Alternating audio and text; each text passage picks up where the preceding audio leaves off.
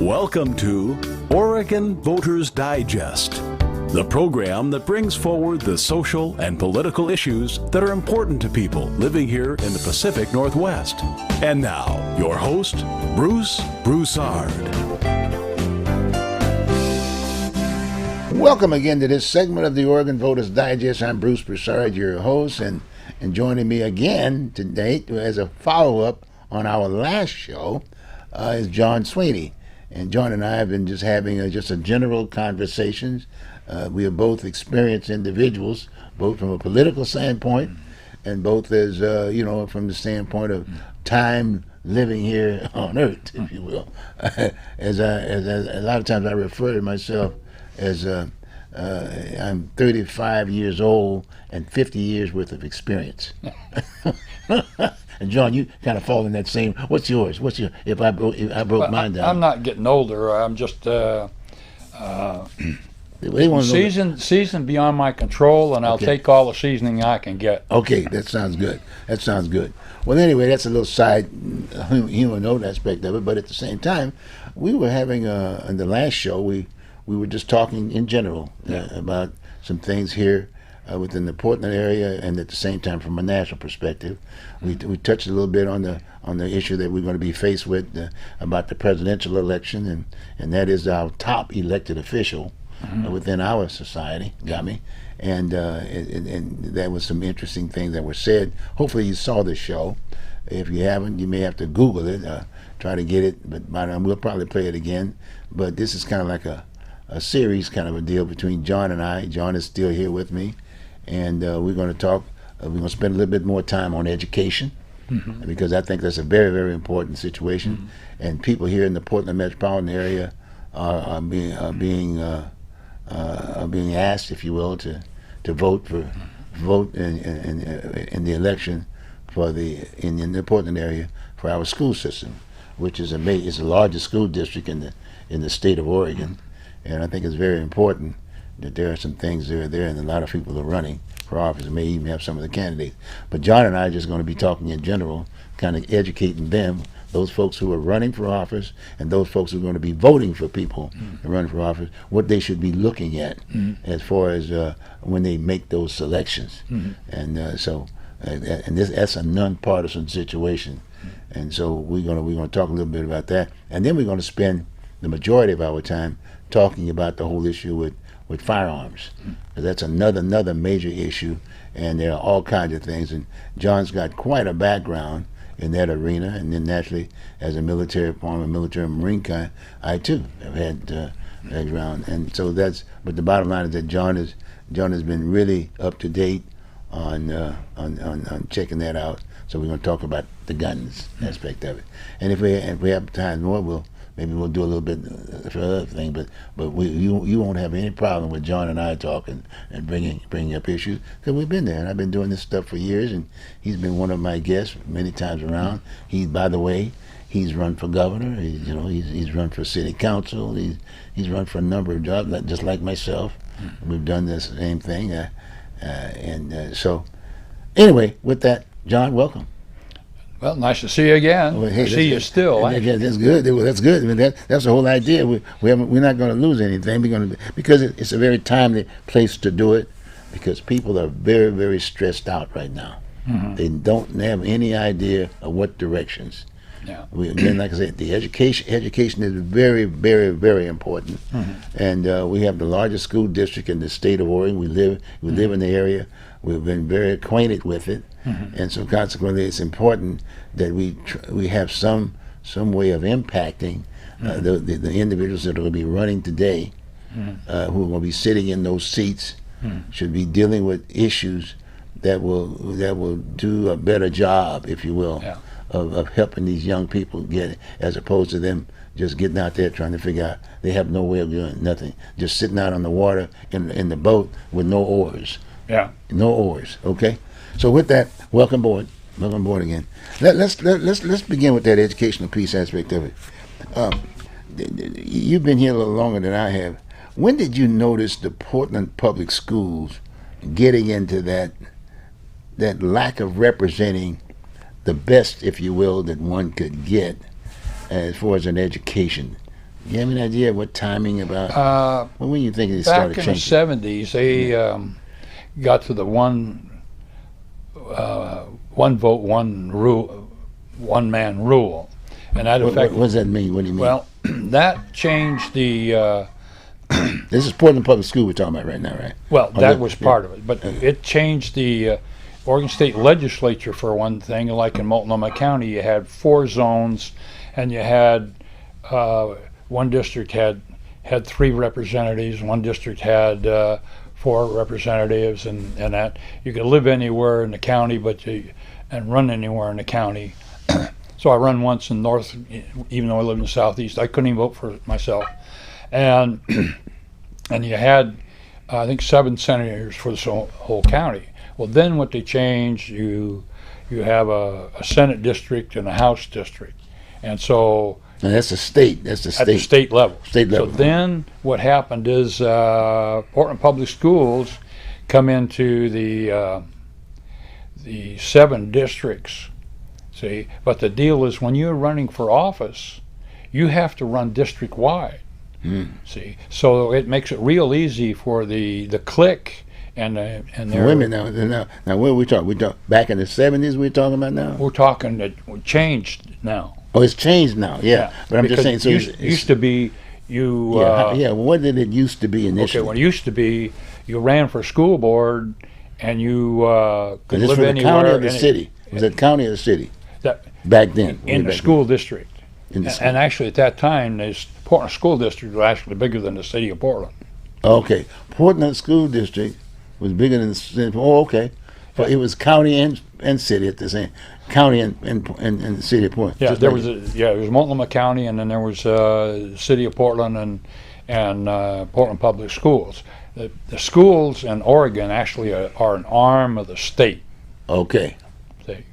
And used to be the superintendent of public instruction, and they did away with that job when the incumbent retired. So actually, the governor is the superintendent of public instruction. And today? Now, yes, and so they have their henchmen to do their thing. And they've got someone is that an elected position No. today? That's not an elected position. It used to be. It used to be an elected position. About when in the 70s? That was up until early this century. They changed it. I think it was early this century. Okay. But then they went to the districts. So you have to live in that district, but you have to run. You have to live in that zone, but you have to run district wide, and you're running. The clique has their pets, and they get lots of money to run. You know, they're spending $1 million for a non-paid job. Oh yeah, But before that, the districts had really community representation doing that before then. sort of. But sometimes the deal is all those members of the school board come from one small little district part of town. Right. Okay. In fact, that's what they said about the city of Portland one time. Okay. All but one of the city commissioners and the mayor, they all lived in Irvington. Okay. Shrunk lived in St. John's. Okay.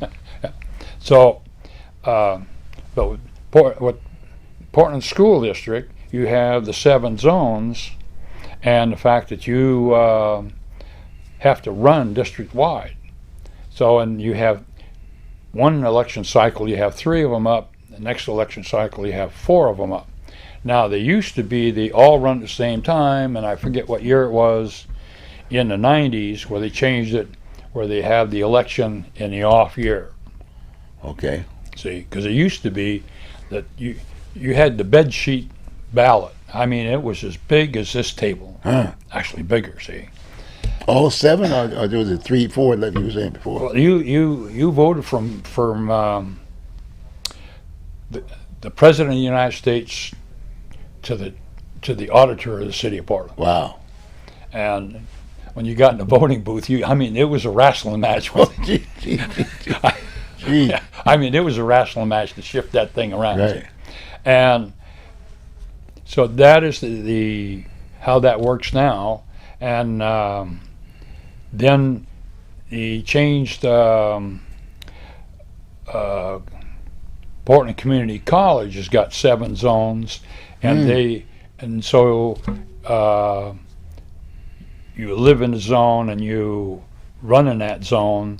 And the deal is, if you're a voter, you vote on a Portland Community College director every other time. Okay. Now, then with the Multnomah Education Service District, which I was on that board, and they went to the zones, and that was in the 80s where they changed it. And so you have 2 at large and 5 zones. So you could run in an at large position or a like zone a district, position. like a district, you know. Yeah. And so the advantage is, so you made that choice if you're going to run for office. Okay. If you're a citizen, one time you would vote for 2 people, the at large and yours, Right. and the next time you vote just for at large. So that's how that worked out. But the thing is, you had a choice between running for a district-wide or for running for a zone. Okay. But the thing is that, and this is the trouble with the Portland Public Schools, you're signing up to run for a zone, but the deal is when it's the whole district votes for you. So it's a big undertaking. And that's all It takes- important. All important. Yeah. Yeah. Wow. How many? Let's see. How many elected officials are there for the school district? I think it was 7. There's 7. 7 of them. 7 yeah. of them. Okay. And in fact, in 1983, they had Resolution A, and what that did is prior to that time, Multnomah County was a full-service government, and then what they went to is they took over the jails and welfare, human services, and they ended up with the bridges because nobody wanted the bridges. So the only thing that the county has physical is the bridges. And the county parks were the plums, like Blue Lake Park and Oxbow and a couple others, they went to Metro. The trashy ones, they went out some to Portland and some to Gresham and stuff like that. And when they did, and Portland expanded from basically a 10-mile by 10-mile square to a 10 by 15 rectangle. And the eastern boundary where Gresham and Portland come together was selected on the geography so that the sewer systems could run on gravity fed. You know, the water's pressurized, but the deal is that the sewer systems are gravity fed for the most part. Right. Okay. Of course, sometimes you Meaning, go out, like water runs downhill, Yeah. so to speak. Okay. and so once in a while they get out there and try to pressurize and the system to clean the sewer system, and it ends up backing up into the bathrooms. Okay. And it kind of says you really don't want to be in taking a shower or a bath Yeah. when it comes Yeah, back, sewage, because yeah, they had okay. to pay for cleaning a lot I of got you. bathrooms. Okay. Because I And knew they those- changed that. They changed that. No, That's still. they have not gone out there and put hills and valleys out there. What's there is there. So Right. still, ever so often, They have a problem. yeah, you'll hear somebody screaming because they're taking a shower when that thing backs up. Oh my God. Hey, It says it comes about waist high. Jesus Christ, man. Jeez. And that's still happening today. Yeah. I mean, that's why that triangle deal is the whole idea. So who's getting most of that problem? Gresham and Well, it happens to some Gresham people and it happens to some Portland people. gee whiz. Wow. Yeah. So anyway, they extended out to the dividing line is 181st, 182nd along that line there. So. Okay. Gee. And a lot of those people That's good to know. had to hook up to the sewer, see. And the deal is their houses were built and they had septic systems in the Right, backyard. Right. My wife's sister's husband at the time, he had to get under the house and run the sewer line from the middle of the house as it went to the back, had to dig to the front, and he had to dig out to the street, and that's where they hooked up to it. Wow. So Wow. That's it. But that gravity thing, that's the thing that really buzzed me. It hit me good. Now, you said it was a triangle for the whole works aspect there, but most of it is at the point of that triangle, or is it like going towards the river?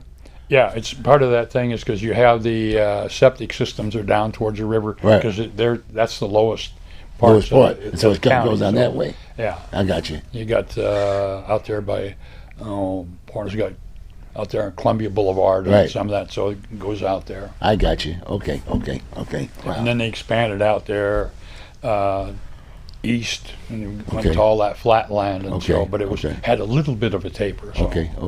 All right. Well, now getting back to the education aspect Yeah, of it. okay. Our school system, now, to date, where are we Right. now? So they put on a deal to push college, and so they started wiping out the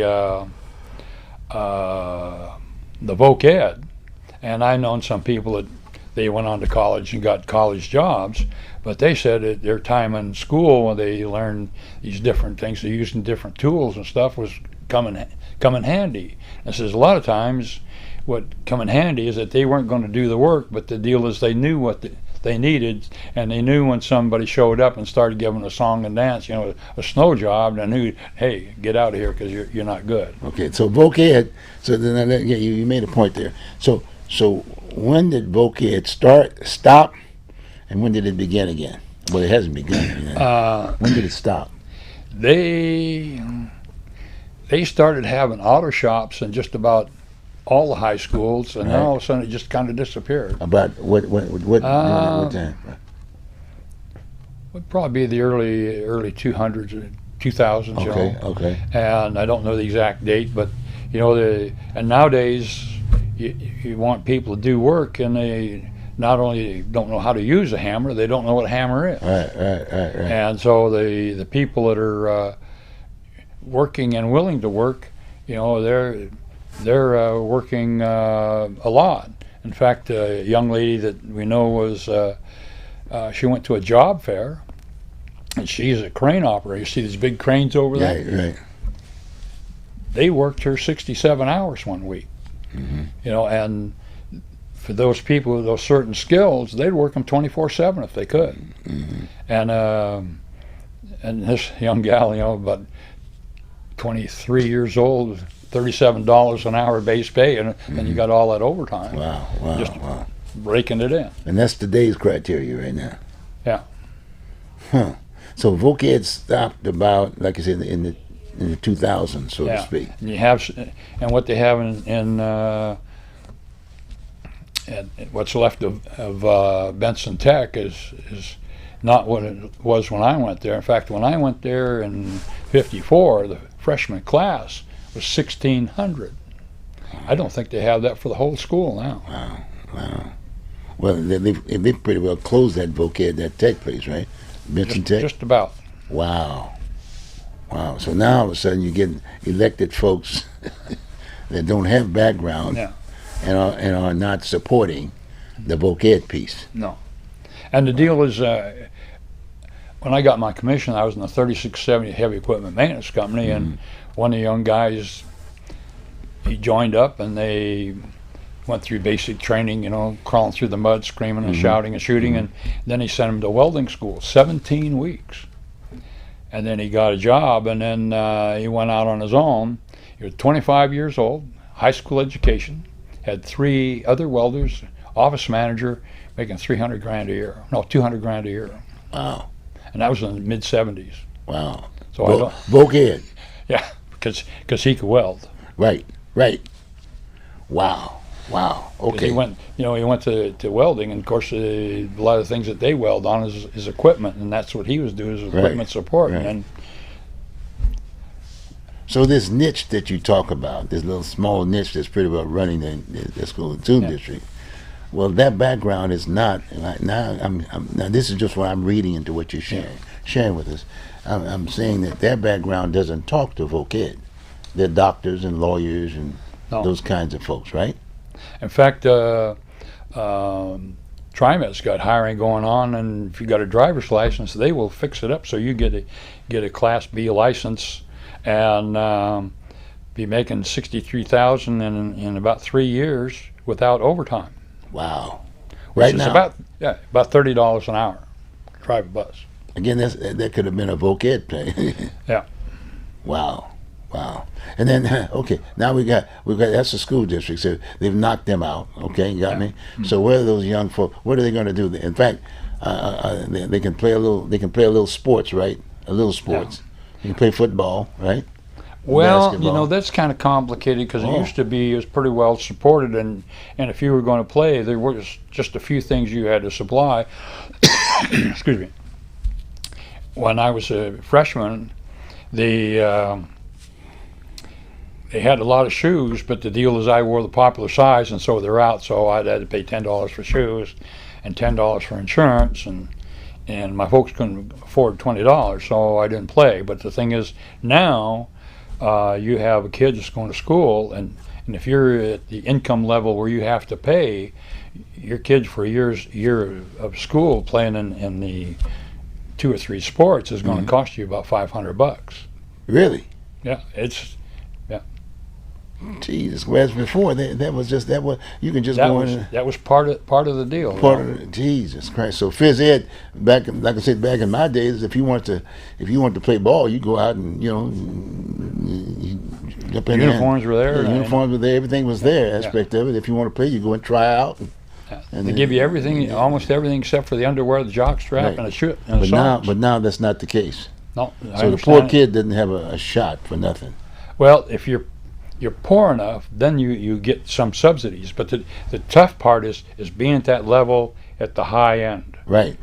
Or say at the bottom of the end. You're just above the level. And a lot of times through my life, I've gone out on these good deals and I made just too much money. I got you. And just too much money by as little as $25. I got you. And in fact, my second wife, she had 3 kids, and we checked the deal, and we're $8 under the limit for getting food stamps. So we applied, and her ex-husband sent in $10, put $2 off. Jesus. Woo! Man, what a deal. Yeah. Okay, let's get down to this education. Now, what about community college? Now, I do remember the DeBernardis era. Remember DeBernardis? Yeah. No, but community college. I went to Portland Community. PCC over here. Who? Portland Community College. Yeah, I went to Portland Community College because when I got my commission in the National Guard, I got it with a high school diploma and a high OCT score. Okay. And when I come out of OMA, out of 48 guys, I was number 4 in academics. See? So I went. They wanted college for the sake of college, so I was going to be a philosophy major. Okay. I was going to learn how to blow smoke. So anyway, because my branch was ordnance, which is vehicles, weapons, and ammunition, a lot of it related to the outside. So after some of the basics, I haven't talked to somebody, so I became a management major, which really worked out good for my civilian job and for the military. And the real lesson was, in management, there's always a better way, and a better way isn't always the obvious way. Mm-hmm. And so then I got my my Associate of Applied Science in Management. So at PCC? At PCC. And one of the things is that the advantage for people, if they finish high school and they don't go to college right away, or if they go to college right away, is do those first 2 years at a community college, because the cost is so much lower for those first 2 years. Right. You have 2 people, one that goes to 4 years at Portland State, and then you got one that goes to 2 years at community college and 2 years at Portland State. It's like one of these, free. Tremendous saving. Of course, you're usually living at home with the parents, right. But the deal is you're going to have a better outlook. And going to night school, like I did, you're meeting people that are out and about, and they're talking about their job and stuff. So you're getting a real world view of what's going on. So, well, you lack that in our education system from the standpoint 1 through 12, right? You graduate from high school. Yeah. You go to the 12th grade, right? You got me? Right. And then the other 2. So, and I've always asked that question, rather than separating the community college piece and putting it over here. You already had established colleges already. Why not include that extra 2 years in the high school piece. So when a person graduates in high school, they've got that 2-year voc ed piece. Well, what they do now is they have some of these advanced study thing where they also get college credit. Right. So I don't know how much they get. I think they get about a year to build up. But that's a limitation piece. It's not all the kids. Right? No, if you're going to high school, you can take these advanced placement You said classes. you could take. It's not mandatory. No. Right, that's where I'm coming from. See, Oh, I'm just saying that if in fact it's like anything else, you get your basics, let's say 1 through 12, you got me? And then I'm saying you get the blue collar stuff that lasts 2 years, getting the associate degree. Yeah. And in most cases, employers are looking, if you will, for folks who have basically almost like going through boot camp aspect of it and have some sense of a skill. I mean, and then all of a sudden now, if I want to go to college, I can afford it because one, I got a job. Right? Yeah. And then I can go, and then that's a whole different area. Not that everybody goes to college, but the fact of the matter is, the person can go and learn a trade of some sort and got something to do to make a living. That's all I'm coming from. Well, What happened with that? It's they like to talk a lot. Yeah. But I almost got in a fight a few months ago talking to the teacher, and I says, you know what we ought to do is take the middle school and make it 7, 8, and 9, and then take the regular high school in 10, 11, and 12, do away with that, and then make the community college 3 years on top, and just straight through. Right. And that way they're going to come out, and they're going to be about 18 years old. They're going to have a 2-year degree, and they're going to have some. Yeah, they got that degree to their name. That's a good thing. Some voc ed, and voc they've got ed some in that deal, right? And a real life experience, because they're going to have 3 years where they're going to be able to get the liberal arts and the science and the hands-on stuff. Right. And employers would go there to pick up, if you will, a labor force. Of course, this guy was looking at it, and he'd lose his job, and and he was a little drunk and a little upset. So, gee whiz. The other thing is, they're having trouble with a lot of freshmen being picked on in high school, because we have a middle school system. The high school I graduated from, they had a junior high school, which is 7, 8, and 9, and they had high school was 10, 11, and 12. And I think that would help because when you go from being a freshman to a sophomore, suddenly when you're a sophomore, you're quite a bit bigger usually.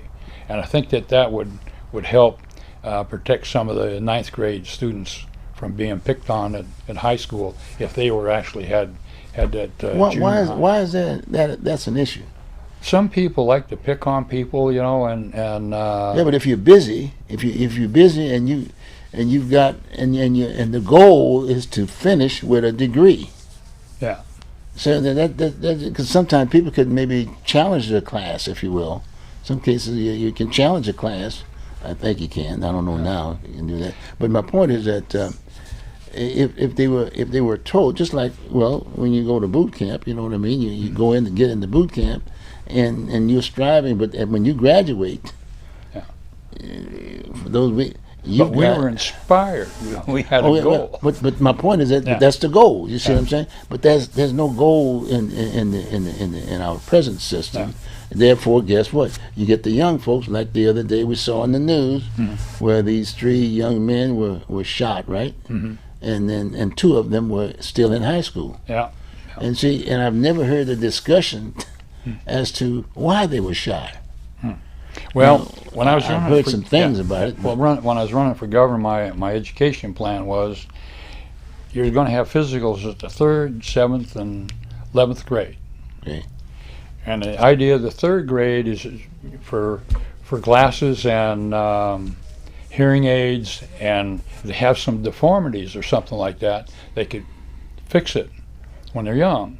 Because the guy who shot up the Clackamas Town Center, he had a bad foot. He wanted to join the Marines. But anyway, he was actually in tactical gear when he shot it up. And if he hadn't stood around to admire his work, because that's what made the other policeman suspicious, and he stole the gun from a relative. It was locked up, but anyway, stole it. And I know that my little brother had a dry hip, and Shriners fixed it. He was able to join the Navy, join the Guard, become an officer. He retired from the Army Reserves, Lieutenant Colonel.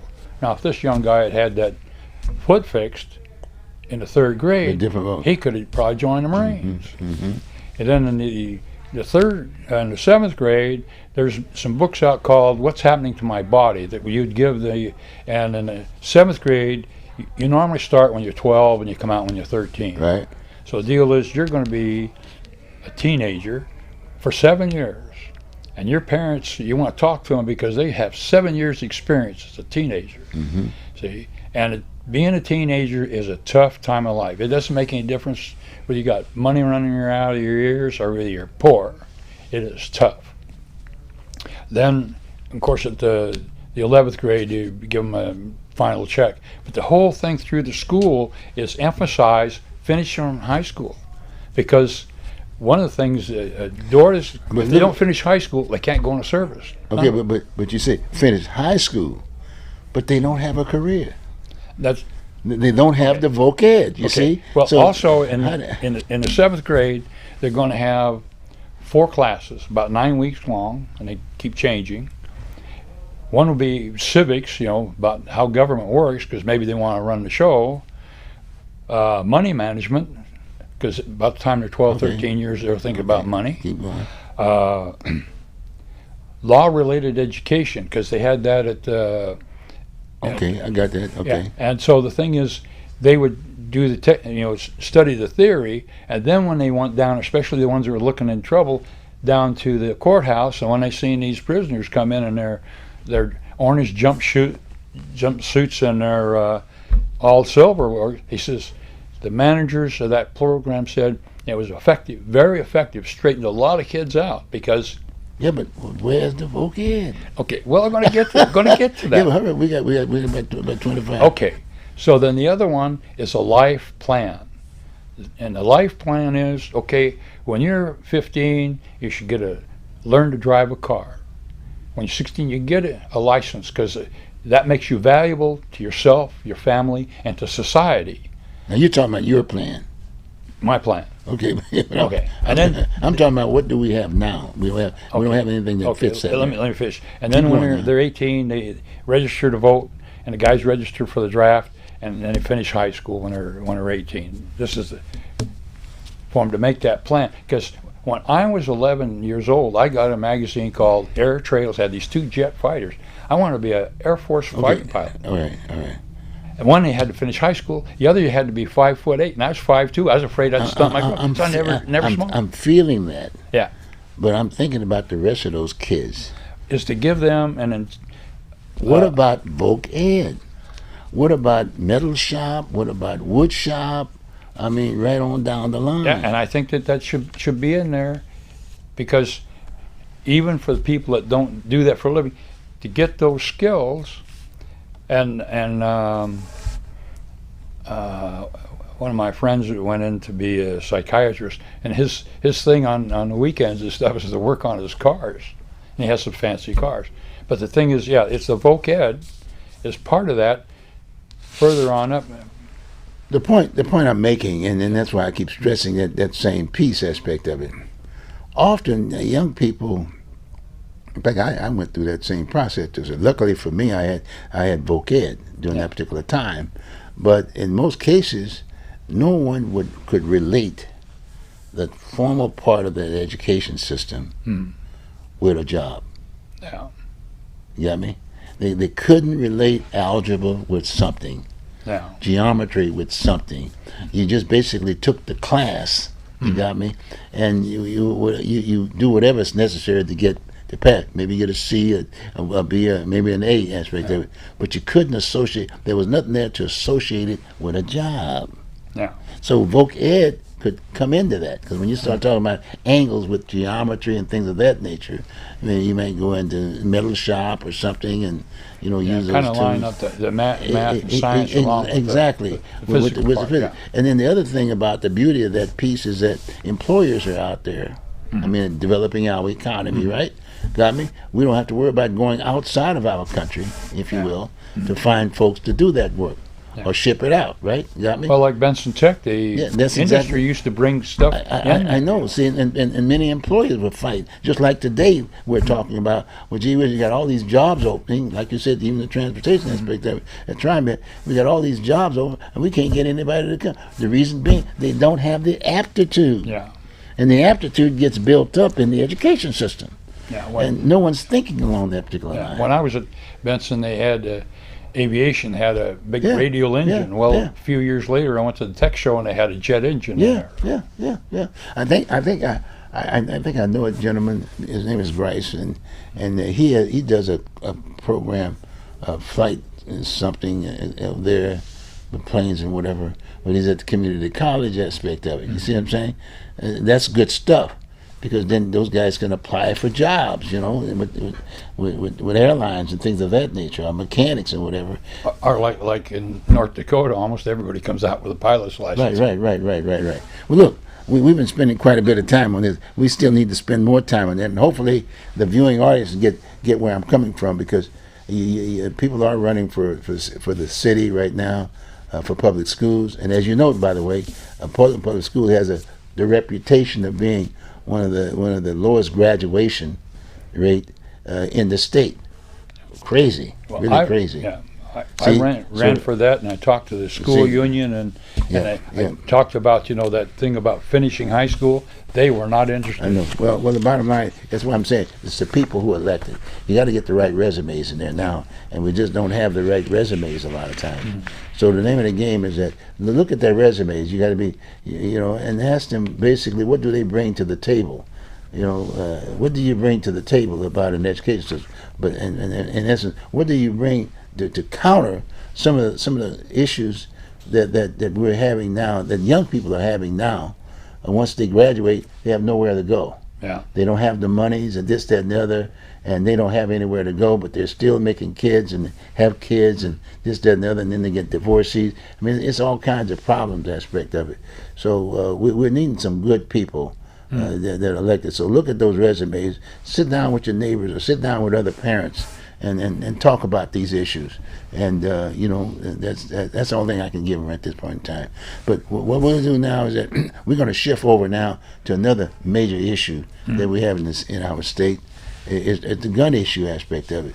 Yeah. And Portland is right on the top too, because they're identifying Portland as the highest crime rate, if you will, and the shootings and things. They're shootings throughout the state, for that matter. People are shooting all over the place. But there's the focal point right here in Portland. You see it every day.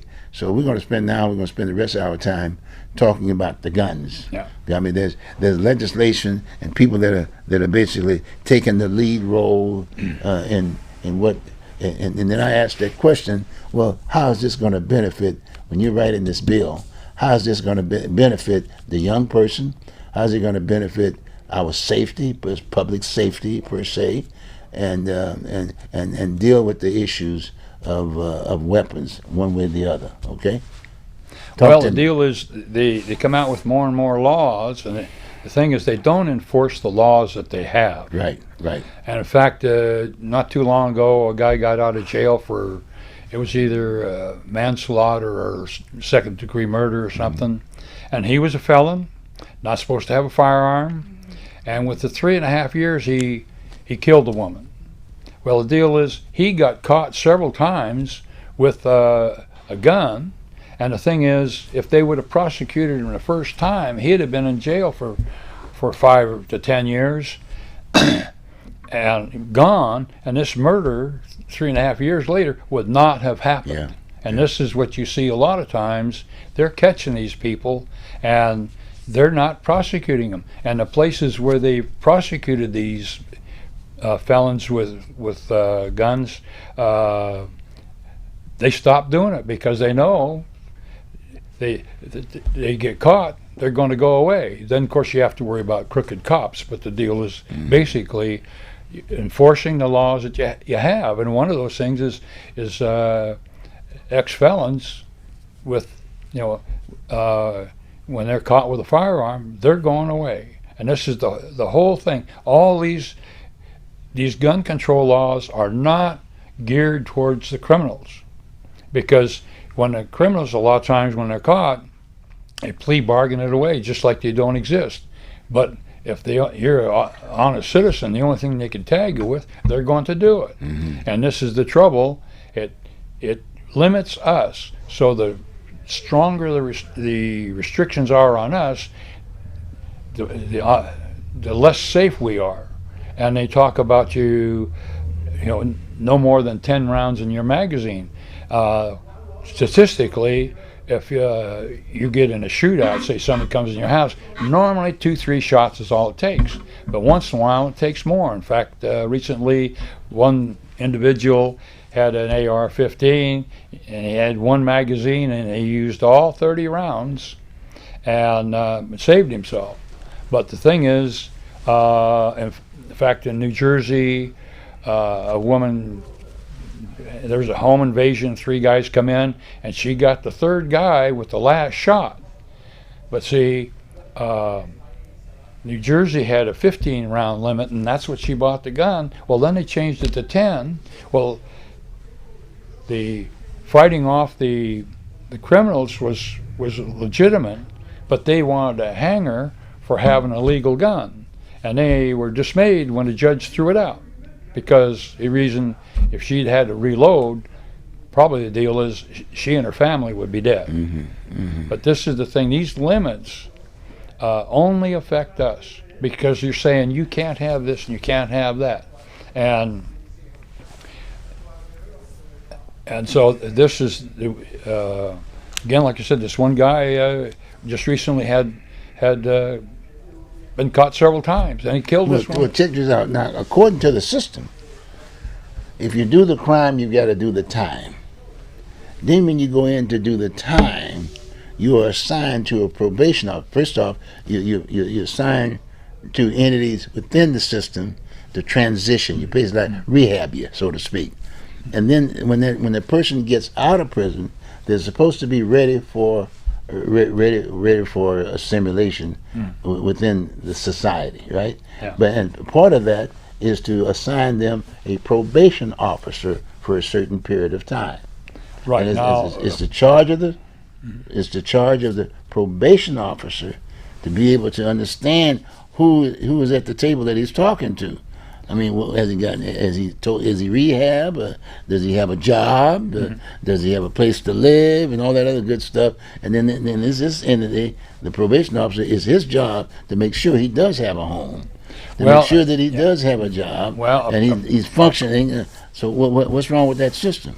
Well, a friend of mine, she's passed away now. She says she was helping some of these people that got out, and they would get out, and they would try to contract their assigned probation officer, and they could not get in contact with them until almost the last day, and then they're in trouble of being parole violated. Let's go back again.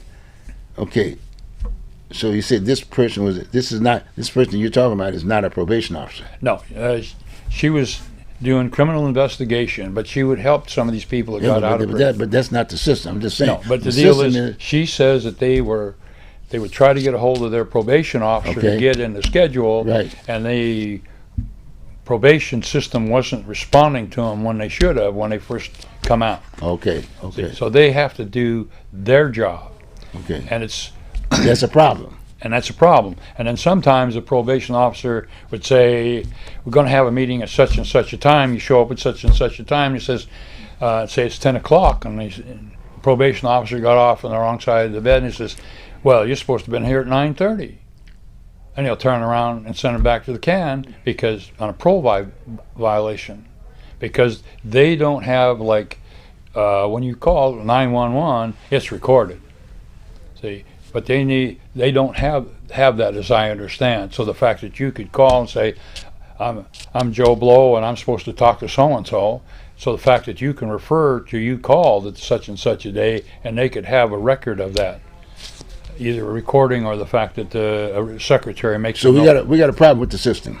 Yes. But even when they're in, are they normally to date, as I understand, I've not checked it of late, but maybe it's time to get in touch with the superintendent at the let's say the institution to find out what what is happening in that particular block? Yeah. Is this is it an OJT type thing, on the job training, treating them as skill, making sure they got their GED and all that kind of good stuff? Well, you know, what do you hear about that? well, they sometimes they get some training. And the trouble is, I think they get their GED through the Department of Corrections. They need to get that GED through a local community college, because if you have a GED, Yeah, but if they're in the institution, we're talking about the institution now. Yeah. Okay, are they supposed to get? Is it volunteer, or is it something that they I just think look at it's- their records? I think it's something that they can sign up for. But most of them will sign up for some of the stuff for something to do. But the thing is that when you have So it's that, not mandatory. I don't think so. Okay. But I mean, that's an issue. You know what I'm saying? Yeah. But the thing is, if they have the GED, if it says Department of Corrections, it's not much value. But if it says community college, because then it takes it away from the Department of Corrections. So the fact that when they go looking for a job, they've got something from a community college that has value long term, which would help them, because most times you show up someplace and if you have a record, you're dead meat. Okay. So key. But again, I'm going with the system. Yeah. If the system was working, as what I'm hearing, is that the person is there to do the time. That's a controlled environment, almost like a boot camp piece, right? It's a controlled environment. It's not about what they want. Yeah. They basically check the aptitude and all this, that, and the other. Okay, as you say, do you have your high school? Well, you go in this line. Yeah. If you don't have your aptitude, and they got the records, you go in this line. You got to get this piece here, okay? And the other thing that I was pushing for is the fact if somebody gets released and they're out for 5 years and they don't commit another crime, it could be expunged. Right. So the fact that it's clear. Makes good sense. Yeah. Then the deal is they have incentive to go straight. So look, you get out, get yourself a job, go to school, and you don't commit another crime in 5 years, this goes away. Because then they've got a real incentive to go straight. Okay. Because now and what they had is people who committed a crime in their early 20s, late teens, they're ruined forever. And the vast majority of them never get in trouble again in their entire life, but they've still got that hammer that drags them down. And some of them, what they have to do for a good living is go into business for themselves. And hopefully they can get the right kind of license. But yeah. Anyway, back on the guns again. Talking about the guns, yeah. Yeah, the Tennessee shooting that they had. That was a suicide by cop. She went out to get killed. And in fact, they have this thing, you see something, you say something. Well, somebody actually called in, one of her young friends, and probably somebody took the call, says, just some young kid calling. And they didn't send an officer out to see. And the thing is, when she went in there, she shot her. The school had one entrance, but she went through another entrance, and she used her Kel-Tec sub 2000 9mm folding carbine, pistol caliber carbine, and she shot the windows out, because I actually seen the videos. I saw that, yeah. And shot it out, Yeah. come through the windows, and it was not an AR, not an AR-15. It wasn't AK-47. You mean the Tennessee one was not? I thought she shot that front door. It was not the front door. She walked through that front door. No, That's what I saw. that wasn't the front door. What was it? That was because she went in to the That's side. not a window. That was a She door. shot out the door. Right. Bang, bang, bang, bang, bang, bang. Right. And it was a 9mm, and with that kind of thing would have a muzzle velocity of 1,600 feet per second, which is about 1,090 miles an hour. Shot through that, and she crawled through the glass and headed up through the halls. She did not have extended magazines. The California model has 10-round magazines, but she probably had one of the others with a 15 or 17-round magazine. But it had a clear picture of it being a Kel-Tec sub 2000 and about this long, and you got a grip, and use the pistol magazines. And she was shooting up, and she would just change the magazines. And thankfully, the cops went in right away and caught up with her before she did much more damage. And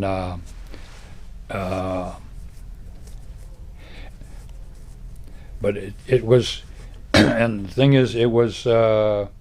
She shot, like I said, she shot her way in.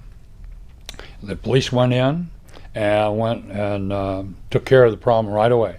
But it was a suicide by cop. She wanted to die because she had this manifesto, and she'd actually called somebody up and said, "I'm going to die today." Yeah, I saw that. Yeah. Still don't know exactly what happened though yet. And nobody's. They haven't put that manifesto out. That'd be real interesting. Right. What's going on? Okay. They also had another deal in today's Oregonian, and there's about trans violence. Somebody's putting up the thing that they're more violent than regular, and the paper said today, looking at the facts, that's not true. So the fact that they're probably no more violent than anybody else, even though they're taking these different drugs and stuff and psychological problems and all that, and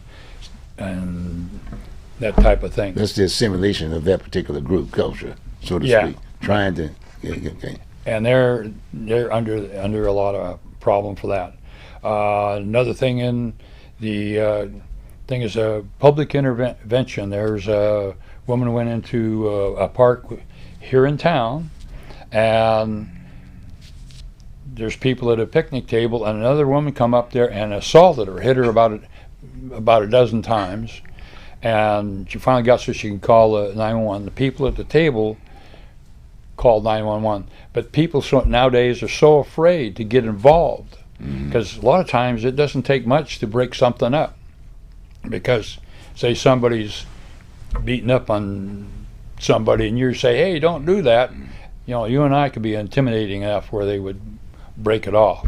Well, on that point, last night, in fact, it was news yesterday or whatever, I noticed that the spokesperson for the Portland Police Department said that you should not get involved with someone doing a harm to another person. That's right. And the thing is, why not? They're sick. The deal is, we have to look out for each other. Right. But I'm just here's a policeman saying to this person, it was the one that was in the little square there downtown, Pioneer Square. Yeah. Where he beat this guy with a where he golf club. Remember that? Golf club. I've seen that video. He really laid that guy. But the thing about it is they interviewed some folks, and the spokesperson for Portland Police was talking to the reporter. Yeah. And was saying, no, you shouldn't do that. You should do like they did, basically. Well, you'd have to make some judgment. Say if you're down there and you could, and say you happen to be armed, or say you could get something else, Right. And probably the deal is he might just take off if you just knock that off. But you don't know. But the thing is that, say he had the golf club, the deal is depends on what you have at the time. Yeah. I mean, say you had a baseball bat, or pepper spray or something like that. Yeah, but when you got 4 or 5 people watching it, Yeah. that's what he was responding to. What I heard, because he was right next to a little restaurant, Yeah. and people were watching it. Got me? While he was doing this, and no one, and they could have all rushed him. You got me? Yeah. And prevented a lot of things. You got me? Well, they had another guy who was beat up and assaulted and died a few days later. So somebody slugs you. The deal is it could be fatal. Yeah. Anyway, that's another issue. There, we'll talk about police another time. And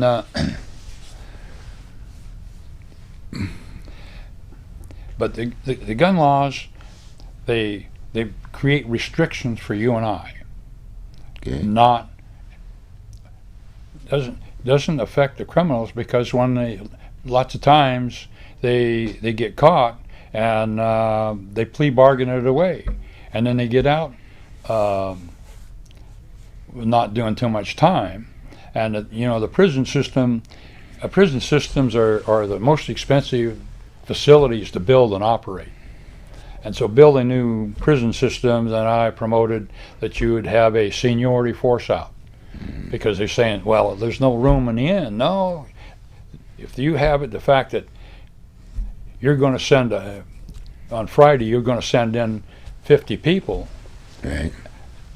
Have 50 people go out the other end. Okay. Because one thing that they've proven over time, that it's not the severity of punishment, it's the certainty. And the other thing is age. These guys that have been pretty tough, and they get up there over 40 years old and they figure they come back, they're not going to be the top dog anymore. Yeah, but the guns, though.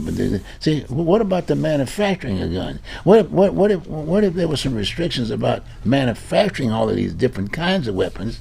Well, the deal is, they're going out there and they say they're going to ban this and ban that, and then people run out and buy those things because they want to get it. Yeah, but if they weren't available, they keep their shotguns or something, right? Well, I'm just thinking about the whole idea of the manufacturer. Somebody's making big money off this stuff. That's right. But if they hadn't put the fact that they're going to ban them, they wouldn't be making them because the market wouldn't be there. Market? The market's got to be okay. Say the deal is okay. They're going to have a doll show at Expo. I'm talking about a gun now. No. Friday, Saturday, and Sunday. So on Wednesday or Thursday, say we're going to ban Beanie Babies. Right. The people will rush out to that doll show on that weekend and buy up all of the Beanie Babies. Oh, so that's where we are now. That's why we got so many different types. Because the deal is, they come out and they said they're going to ban them. Well, people want to get them. Well, other people, that's why they make them. But then get them for what? Well, a lot of them, they get them for protection, and some for sport shooting. And we were in the service, so a lot of people bought service type rifles for the service type shooting matches. Well, that's a different ball game. I agree with that part. But what about the other entities, the poor folks who are not into sporting shootings and and hunting per se, going to a lodge and stuff like that, right? Got me? Well, actually, if you look at around here, we got about a minute left. Okay, you look around here, lots of buildings, lots of trees. 22 rifle works real well because you really don't have to shoot 300-400 yards. But you can still have to be cautious what you're doing with that kind of stuff. You know what I'm saying? Don't get me wrong. That can go a while, but as you're a kid, I remember with the BB guns, people get looking for things to shoot at. Yeah. Cats, dogs, everything. Right? Well, no. John, which one did you have a BB gun? Oh yeah. Well, the deal is, I've had firearms and ammunition available since I was 6 years old, and I haven't killed anyone as a civilian. Well, on that particular note, you did a good job. On that particular note, look like we're gonna have to do another job on this gun thing. We need to spend more time on it. But anyway, folks, we've enjoyed this. We've done 2 shows. Hopefully you've seen the first one. If not, we'll run the first one again at another point in time and do the 2 shows in the series. Okay, fine. Hey, take care. Have a good one. Again, get in there, get with your neighbors, etc., etc., etc. See you next week. Yeah. April Fool's Day, right?